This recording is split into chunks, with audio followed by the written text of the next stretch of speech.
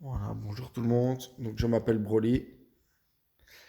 Je joue donc souvent à King of Avalon. À vrai dire, je joue tous les jours à ce jeu-là.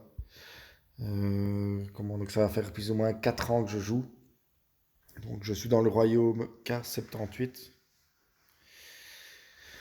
Voilà, c'est un royaume où on joue généralement avec des Français, des Belges. Bon, il y a des Chinois, il y a des Russes.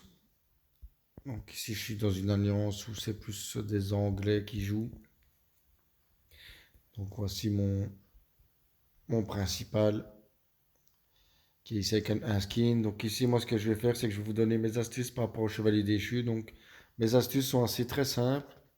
Ici, autour de mon château principal, vous voyez, j'ai des fermes. Donc il y a Broly 1, 6, 2, 3, 5, 4, 7, mais qui n'est pas encore rentré dans l'alliance.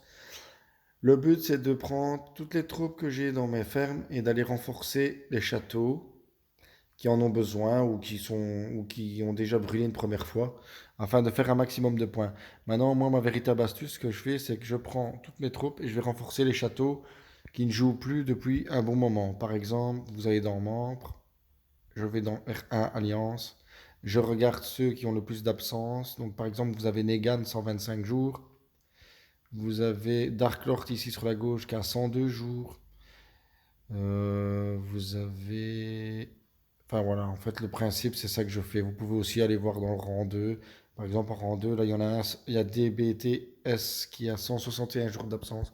Donc c'est ceux-là que je renforce pour avoir un maximum de points individuels.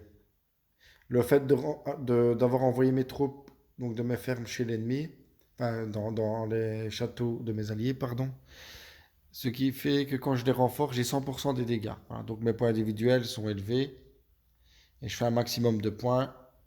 Et comme mes fermes ont été renforcées les autres châteaux, mon alliance gagne énormément de points aussi. Donc ça, c'était ma première astuce. La deuxième, c'est de booster votre château principal. Donc la défense. Moi, j'ai mis le boost. Vous avez boost d'attaque. J'ai activé les deux cette fois-ci. Donc ça, c'est un point. Et alors, il y a aussi une distinction. Donc vous allez sur votre principal, apparence, distinction. Et là, vous voyez, pour débloquer cette action, activera les bénéfices suivants. Donc, attaque des troupes, 5%.